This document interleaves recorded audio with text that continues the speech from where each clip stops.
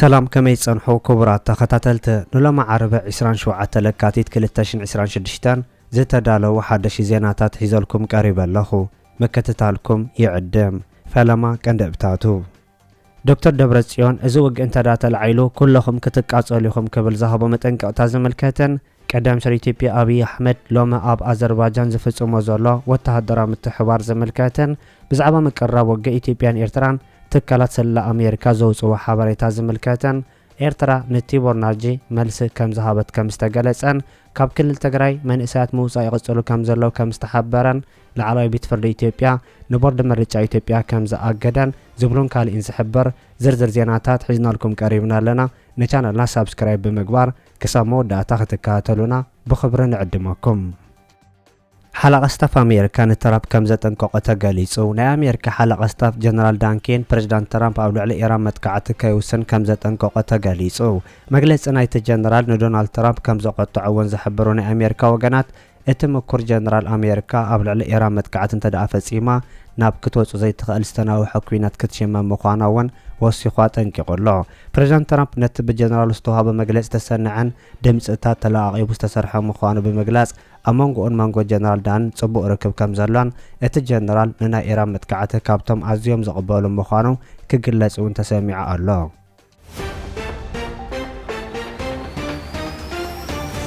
ኤርትራ ነቲቦርናጂ መልሲ ሂባ ተሓጋጋጅ ጸሓፊ ጉዳያት ወጻኢ አሜሪካ ነበር ቲቦርናጂ ዘይጭቡጥ መግለጽታት ናይ ዕሱብ ዲፕሎማስን ከም ዘዘውትር ናይ ኤርትራ ሚኒስተር ዜና ሓቢሩ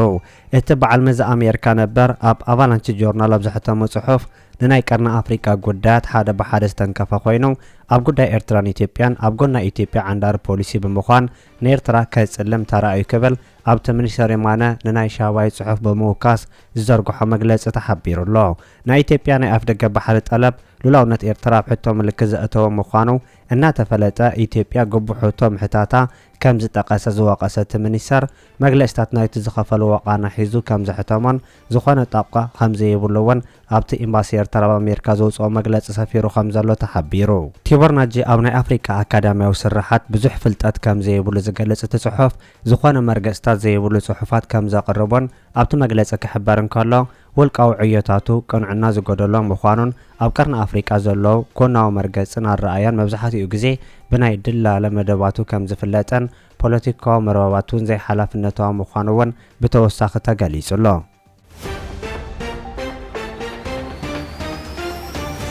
لعلى بيت فرد إثيوبيا أود كم زوجة تجاليسو ناي تجري سب سلطان بتبقى كقوم وصنحون عبور دمرجة أود دو كبل لعلى بيت فرد إثيوبيا محبارو تجاليسو اتنا حمشتا كبابيتا سمي إثيوبيا ملكيتو أبقى داي مرجة توايبو صنحو وسانا دو كبل بيت فرد إثيوبيا موسانو كابتوم ناي تجري سمزد حرز مسا تاريخ تقام مخانو زجالسو منشتات أب አዲስ አበባ ኣብ ጎን ቀዳም ሰር ኢትዮጵያ ተሰሊፎም ዘለው ናይ ትግራይ ሓለፍቲ ነበርዎን ድምጾም ከም ዘስምዑ ተገሊጹ ኣብ መኻር ቀዳም ሰር ኢትዮጵያ ኮይኑ ዘገልግል ዘሎ ፕሬዝዳንት ግዚያዊ ምሕዳር ክልል ትግራይ ነበር ጌታቸው ረዳ ብሰንኪ ውሳነ በዓሉ ዝመርሖ ውድብ ስምረት ኣብቲ ምርጫ ክሳተፍ ከም ዘይኮነ ክገለጽ ምስምዑ ይዝከር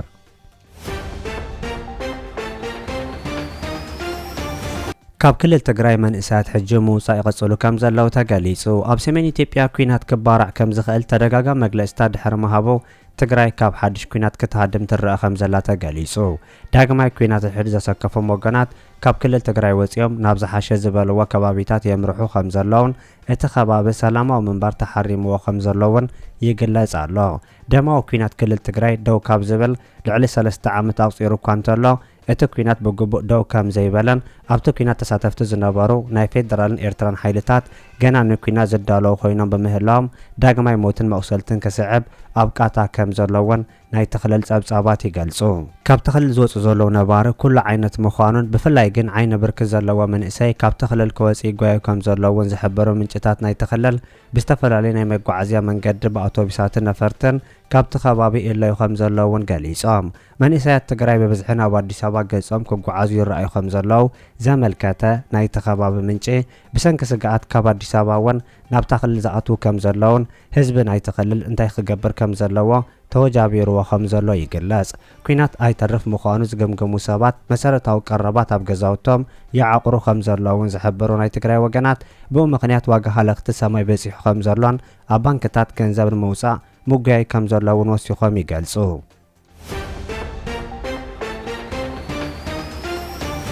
ቀዳም ሰር ኢትዮጵያ አብይ አሕመድ ኣብ አዘርባይጃን ምብጻሕ የካየድ ከም ዘሎ ተገሊጹ። ቀዳም ሰር ኢትዮጵያ አብይ አሕመድ ኣብዚ ሕጂ እዋን ኣብ ዝተፈላለዩ ክልላት ሃገር ከቢድ ውግእ ኣብ ዝካየደሉን ምስ ኤርትራ ናብ ውግእ ንምእታው ኣብ ዝቀራረበሉ ዘሎ እዋን ናብታ ብዝሒ ኣጽዋር ከም ሽምተላ ዝግለጸላ አዘርባይጃን ከም ዝገሸ ተገሊጹ። ኣብ ዝሓለፈ ሒደት ዓመታት ምስ አዘርባይጃን ዘለና ምሕዝነትን ምትሕባር ንዓበይ መጸሎ ክብልውን ቀዳም ሰር ኢትዮጵያ አብይ አሕመድ ሎሚ መግለጺ ሂቡሎ። እቲ ቀዳም ሰር ኣብ ማሕበራዊ ሚድያ ገጹ ኣብ ዝሓለፈው መልእኽቲ ፕሬዚዳንት ኢልሃም ኣልየቭ ኣብ አዘርባይጃን ኣብ ዝገበርኮ ፈላማይ ዕላው ዑደት መወቕን ኣኽብሮታዊ ኣቀባብላ ልቦናዊ ምስጋና ክገልጽ ፈቱ ኢሉ ኣብ ዝሓለፈ ሒደት ዓመታት ኣብ ዓውዲ ኣቪዬሽን ፓርክታት ኢንዱስትሪ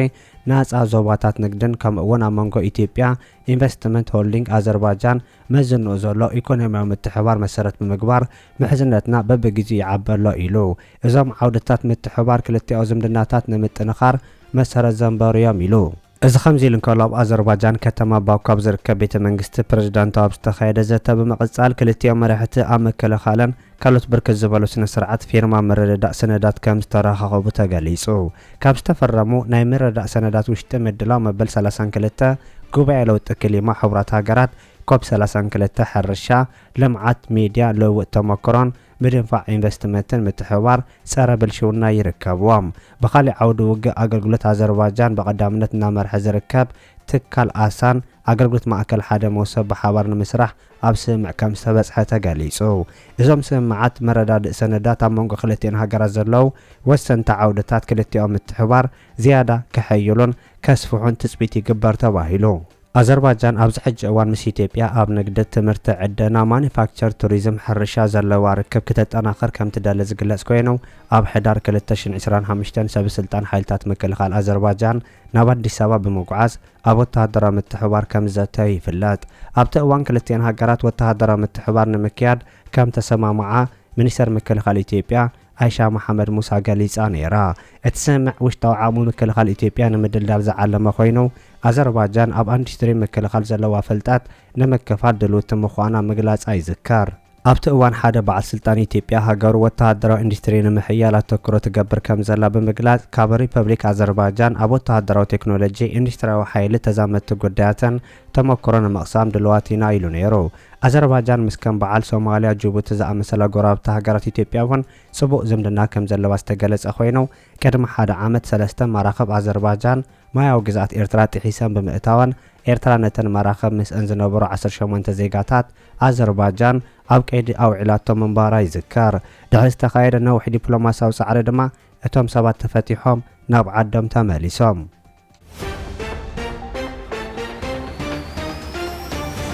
ዝተፈላለዩ ሚድያታትን ትካላት ዓለምን ብዛዕባ መቀረብ ውግእ ኢትዮጵያን ኤርትራን ዝተፈላለዩ ጸብጻብ የውፅኡ ከም ዘለዉ ተገሊጹ።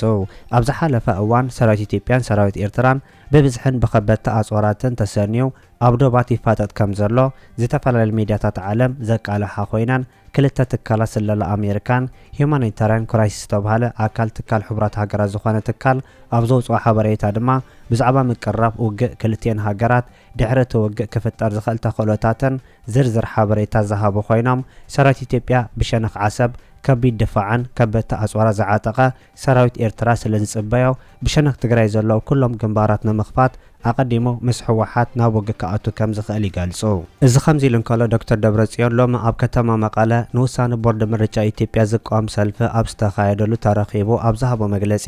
ኣብይ ህዝብታት ኣምሓራን ትግራይ ናብ ውግእ ንምእታው ሽርሒ ይፍጽም ከም ዘሎን ህዝብታት ኣምሓራ ነዚ ተረዲኦም እምቢ ንውግእ ከም ዝበልዎ ብምግላጽ ንህዝብታት ኣምሓራ መስኪኑ ኩሎም ክልላት እዚ ውግእ እንተደኣ ተላዒሉ ግን እዚ ውግእ ንባዕሎምን ከቃጽሎም ከም ዝኾነ ጠንቂቑ ኩሉን ልዕሊ ኩሉን ኣብ ውሽጢ ዓድን ዝተፈላለዩ ወፃኢ ሃገራትን ትነብር ህዝቢ ትግራይና እቲ ብትእዛዝ መንግስቲ ብልጽግና ለካቲት 16/2018 ዓመተ ምህረት ዕላው ዝገበሮ ትግራይና ከም ስጋ እንስሳ በጣጢሱ እንተኽኢሉ ህዝቢ ትግራይ ዓዲ ኣልቦ ገይሩ ፋሕ ጭርንጋ ኃይሉ ክብተን እንተዘይኽኢሉ ድማ እንበርኪኹን ህገዝ ዘመቻችዎ ፍጹም ጸረ ሉዓላውነት ትግራይና ዝኾነ መግለጺ ምስ ተሰምዐ ህዝብናን ትካላት ትግራይናን ከየወዓሉ ከይሓደሩ ኣብ ሓደ ረቢቦም ንፈተውት ህዝቢ ትግራይ ዝሓበነ ንኩሎም ጸላእትና ድማ ዘደንገጸ ድምፂ ኩላወ ኣስሚዖም ኣለዉ። እዚ ቁጥዕ ረዶ ህዝባዊ ማዕበል ሎሙን ህዝብና سراوي تግራይናን كلهم تكالات تግራይናን كموترو نصلاتنا زي قرطو معرم خانم دقيمم بعلي مغلاصوم زلنا زلعل كبرنا بسمودنا حوحاتن بسمين دقلص حابن يسمعني زخبركن زخبركمن اذا كاي مغلص بورد مرصا ኢትዮጵያ ቀንድ ዕላማ ህዝብታት ትግራይና አምሓራ ንዘላዓለሙና ተዳማይን ክነብሩ ህዝብ ክልል አምሓራ ላዓይሉን አብጎነ ሰሊፉን ህዝብ ትግራይን መንብርካ ዝተዓለመ ሽርሒ ይኩንዳ አንበር ወዲት መንግስት ኢትዮጵያ ስለዝተረደኦም በህዝብ ክልል አምሓራ በሐበሻ በሊቃን አምሓራ ድማ በፍላይ ሰማዕ ዝነ ይረኸበን ህዝብ አምሓራ ከም ተጀሚርካ ያዘለሃ ፈላላይ እንተሃሊውን በማው ዘተን ምርዳን ዝፍታሕ بوسانا عالم توديت نابكالي قنصي كم زي تأتو نوزر كايا قوامن تجاور زلها قال سن أخبرنا نقصالون قال سات نهر كم تقصل بمتأماني من قصتي توبي أبزوان كاي أواجون سايدا وعلاوز جاور اللهم هنيات أبز حالف ثلاث عامات هاتنا روعة ورهن حزب تجراي كابقت مدريت أفيو راح كرك كبلوز بالكند علامو تجاورون الله ينايت فآت مدللا وغيره حزبنا بصلاحته وصنته تداخمو ندادي بجت حاجز اخلي كلكيلو انا وسن تግራይ زاكو زمناو غاغلط مسارح كوينا زتعاطق ششو سراويتو دمكنات مولع زحقنو شرحيو حزب تግራይን መሰል ረብሓን ህዝብታት ስለስተቃለሰ በመንግስት ኢትዮጵያ ሕማቅ መራያ ተወሲዱ በ2013 ዓመተ ምህረት የህግ ማስከበር ብዙል ሽፋን ኣብ ልዕሊ ህዝብና ዝፈጸሞን በሰላሕታ ይፈጸሞን ዘሎ ጆኖሳይድ ንቆጻል مرزا كي كار كل كيلو ميلو بقلصم حزبنا سراوي تግራይናን ጥቅምት 23 2015 ዓመተ ምህረት ዝፈረመው ስምዕ ፕሪቶሪያ ቀዲዱ ዝተኸለፈ ጥፋት ጆኖሳይድ ንቆጻል ዝወሰነ ምዃኑ ፈታዊ ጸላእን ክፈልጥ ይገባእ ዝኸበርክንን ዝኸበርኩምን ህዝብና ክፈልጦ ዝግባእ ካሊ ሓቂ ትግራይ ንምብታን ምጽናትን ዓሊም ዝተወሰነ ውሳነ መንግስቲ ኢትዮጵያ ብምትሕባር ከዳዓት ተጋሩ ፍጸም ዘሎ ምዃኑ እዩ እዞም ከዳዓት ሎሚ ደስ ደቅ ትግራይ መሲሎም ሓዙን ስደዱን ዝበሉ ዘለው እኳ እንተኾነ ተመመረ ዘመሓደረ የመሓድሮ ተመዛበልቲ ይመለሱ መንግስት ፌደራል ተመዛበልቲ ናብ መርበት ከይምለስ ዕንቂፈ ይፈልጥን ዝብሉ ዝነበሩን ኣብ ቀረዋን ኣብ ጸለምትን ምስ ዓፋር ኣብ ዝዋስኑ ከባብታትን ምስ ሰራዊት ኢትዮጵያ ወጊኖም አንጻር ምኽባር ለኣለውነት ትግራይ ዝተኮሱን ተጋዳላይ ትግራይ መስዋዕት ዝከፍል ዝገበሩን እዮም حزون وسانة منجست إثيوبيا سعيبو أو حزب تግራይ تفترة قط عين مزحالن نت بوليتيكا وسانة أو زي ملكه بيت فرد بموساد بقبل كامج أرش مرة تግራይ نمهجار علمه لأخته حزام يصرحكم زلوا في اللتن وديتهم كفش الكلاسين يجبا زخبر كنن زخبركمن ودبنا حوحات حويسكا استراتيجيك عمتات تግራይና نسلام كابزلهم صنع عمنات عند قدها السمع بريتورا نكتكبر ፖለቲካዊ ጸገም ብዘተን ምፍታሕ ጽይሮም እዮም ሕዝውን ምናልባት ደኾን ጸቢብ ዕድል ይርከብ ኢሎም ጻዕሮም ኣየቋርጹን እውን ይኹን ደኣ መንግስቲ ኢትዮጵያ ትዕግስቲ ስትራቴጂክ ዓምታት ትግራይ ከም ፍርሕን ተስዓራይነትን ቆጺሩ ኣብ ትሕርቲ ወረርቱ ዘሎ ህዝብና ብሕሱ ብሔራዊ ዕብለላ ጂኦግራፊን ዲሞግራፊን በመቕያርን ብሔራዊ ክብሩን መንነቱን ሕዲጉ ግዛእታዊ ሓድነቱ ብሓይሊ መልጢ መንዚዑ ንሓንሳብን ንሓዋሩን ዝተበታተኸ ትግራይ ንምፍጣር ኣብ ስደትን ፈቆዶ ቀዳር ከይዳን ተደርቢዩ ምስ ወገን ተጸሊሉ ዝነብር ልዕሊ 2.5 ሚልዮን ህዝብና ብሕማምን ጥሜትን ይረግፍን ይሃልቅን እዩ ዘሎ ነታ ብመስዋዕቲ ወለዶታት ተኸቢራን ተዓቂባን ጸንሐት ትግራይ ብምቁራስ ህዝቢ ትግራይ ብዘይ መረበት ኣትሪፍካ ንምብትታን ዝዓለመ ውዲት በቃልሲ ኩልና ክፍሽል ይግባእ ህዝቢ ትግራይ እዚ ኩሉ ዝተዋደደ ሽርሕን በደልን እናተፈጸሞ بتعجزتي نسلام أو فتح زم هالسنزلو واقع خويناتن سلام دعوة سلا زفلتي إذا مالت جن كم هزبي الناس أنتن مربطون نأورا رسون سويلو خفق دي مالت هيكونن هزب تقرأين وعلو ترح زي كونس نسبتات زهاجر نبهراهم منتهم توديهم كقالسو عرسهم بعصهم كم محاضروا مسوات خفل هزب مهانو نايك أروا تاريخ زمسكرويو سلا زهون كل فتاون سلا أنكفلت أزقبع حق أنت هالوا زقراس مرة تقرأي هون زتأفه حزب خمسة يهليهم بمسوات ولدها تعاقي وزمس أكبر الجنات حزب تقرأي أبزم وقل بس حزب حفر تاريخ سراح زبتي بمهانون بعد امتدك هذا هانس أتودب كحوحات حزون قال سوى أدك عقبة نمحاصلون نخان لعلونت كان كمون مرقات مثل عرسوسان هابت قبرق عرسي مرح الجامعة كم تواسا ክንራገጸልካ ንፈቱ ዝኸበርኩምን ትማሊ ሎሚ ይኹን ወትሮ ሕርያ ውድብና ሕወሓት ሓዊስካ ኩሎም ስትራቴጂክ ዓምታት ትግራይና ሰላም ምዃኑ ሕዝውን ደጊምና ደጋጊምና እንገልጽ ይኹን ዳ እምበር ንሕና ጥራሕ ሰላም ስለ ዝበልና ሰላም ክራገጽ ከም ዘይኽእል እውን ንርዳእ ኢና ስለዚ ሕዚ ኣጋጢሙና ዘሎ ሓደጋ ብሄራዊ ህላወ ብጥሙር ቅልጽምና ንምኽባስ ኣብዞም ዝሓለፉ 3 መዓልትታት ብዝተፈላለዩ መግለጽታት ሎሚ ድማ ኣብ ሙሉእ ትግራይ ቀጺሉን ኣብ ዝተፈላለዩ ወፃኢ ሃገራት ዝነብር ዲያስፖራ ትግራይ ብዝተፈላለዩ ኣገባብ ዝገብሮም ቃልስታት ናብ ጭቡጥ ነገሮ ሓይሊ ብምቕያር ኣብ ህዝባዊ መኽተ ትግራይ ዓሲልና ከም ወትሩ ተወዲብና ክንምክት ታሪካዊ ግቡእናን ሓላፍነትናን እዩ ኣብ ልዕሊ ህዝብኩም ዝተኣወጀ ጀኖሳይድ ስዒቡ ኣነ ኣለኹ ህዝበይ ኣይንጸንትን ኢልኩም መናእሰይ ትግራይ ኣብ ታሪክ ቃልሲ ህዝቢ ትግራይ ብኹርዓት ዝዝንተው ናይ ባዕልኹም ታሪክን ጅግነትን ፈጺምኩም ኢኹም እንተኾነ ግን ሕዚ እውን ኣንጻር ህልውና ህዝብኩም ዘንጸላሉ ሓደጋ ብንቕሓት ኣለሊኹም ኣብ ብሄራዊ ረብሓን ህልውና ህዝቢ ትግራይ ብሓድነት ረቢብኩም ታሪካዊ ሓላፍነትኩም ብብቕዓት ክትፍጽሙ ውድብኩም ሕወሓት ይጽውዕ ብተወሳኺ ሓደጋ ኩናት ኣንጸላሉ ኢልካ ካብ ትግራይ ናብ ካልኦት ከባብታት ብምውፃእ ግዳይ ግፋን ማእሰርትን ትኸውን ዘለኻ መንእሰይ ትግራይ ስደት መፍትሒ ጸገም ከም ዘይኮነን ካብ ካራ ብልጽግና ክተምልጥ ከም ዘይትኽእልን ተረዲእኻ ምስ ህዝብኻን ሰራዊትካን ወጊንካ ኣጃምካ ወፊ ኣብ መላእ ዓለም ዘለኹም ተጋሩ ዲያስፖራ እውን ሓድነትኩም ንምዝራግ ዝግበሩ ዘለዉ ሽሕታት ብትኹረት ተገንዚብኩም ኣብዚ ዳግም ዘንጸላሉ ዘሎ ካሊእ ዙር ደማዊ ኩናትን ከም ወትሩ ኣምባሳዳር ትግራይ ኮይንኩም ታሪካዊ ሓላፍነትኩም ትዋጽኡ ውድብኩም ህዝባዊ ሃብያና ሓርነት ትግራይ ዘለዎ ምትእማን ዝለዓለ ምዃኑ ከራግጸልኩም ይፈቱ ብተወሳኺ ፖለቲካዊ ፈላልያና ከም ዘሎ ኮይኑ ምስ ኩሎም ኣብ ብሄራዊ ረብሓን ህልውና ህዝቢ ትግራይ ዝተሰለፉ ፖለቲካዊ ውድባት ትግራይ ተደጋጊፉ ክሰርሕ ዘለዎ ቁርብነት ህዝባውያን ሓርነት ትግራይ ብዛጋጣሚ ደጊሙ ክገልጸልኩም ይፈቱ ዝኸበርኩምን ብቐንዲ እዚ ትግራይ ካብ ዓለም ህዝቢ ትግራይ ካብ ገጽ ምድሪ ንምጥፋእ ዓሊሙ ብመንግስቲ ኢትዮጵያ ንምክያድ ምሽብሻብ ዝግበረሉ ዘሎ ደማዊ ኩናት ንብሔር ብሔረሰባትን ህዝብታትን ኢትዮጵያ ተመሊሱ ኣቃጺሉ ከም ዝውድኦም እውን ንጹህ ህሊና ዘለዎ ሕድሕድ ኢትዮጵያዊ ብዕሊ ክርዳእ ይግባእ እንትርፊ ብኩናት ብኻሊእ ክነብር ዘይኽእል መንግስቲ ኣብ ዝሓለፈ 8 ዓመታት ህዝብታት ኢትዮጵያ ሕድሕዶም ክዳመይ ገይሩ እዩ ስርዓት ብልጽግና ሕገ መንግስትን ኩሎም ሕግታትን ሃደሽ ተሸቢሉ ኣብ መንጎ ትግራይን ኣምሓራን ኣብ መንጎ ዓፋርን ሶማሊን ኣብ መንጎ ኣምሓራን ኦሮሞን ኣብ መንጎ ኣምሓራን ጉሙዝን ኣብ መንጎ ኦሮማን ሶማልን ኣብ መንጎ ደቡብ ምዕራብ ኢትዮጵያ ዘሎ ብሔረሰባትን ዘይዛሪሓዎ ኣጒዱ ክባልዑ ገይሩ እዩ ሕዙን ፈጺሞ ይኾነሉን እምበር ህዝቢ ትግራይ ናይ ምብርካፍ ወፍሪ ምስ ወገነ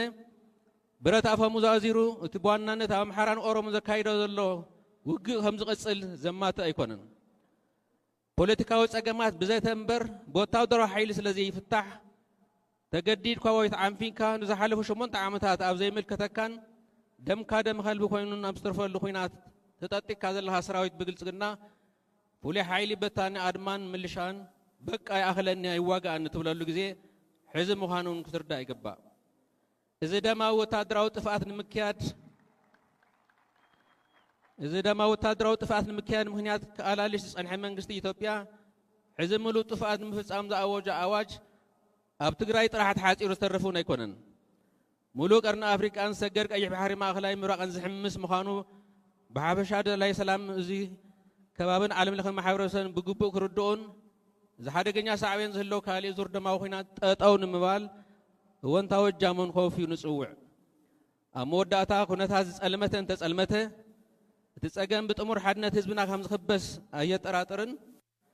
ሰላማዊ ሰልፍና ናብ ጭቡጥ ተግባራት ከም ዝቕየሩን እንተኣመን ዘለኣለዊ ክርን ሞገስን ስዋኣትና ሓድነትናን ላዕላውነትናን ብሄራዊ ክብርና ንሕሊፍና ይንህብን ትግራይ ትስዕር ይቕንየለይ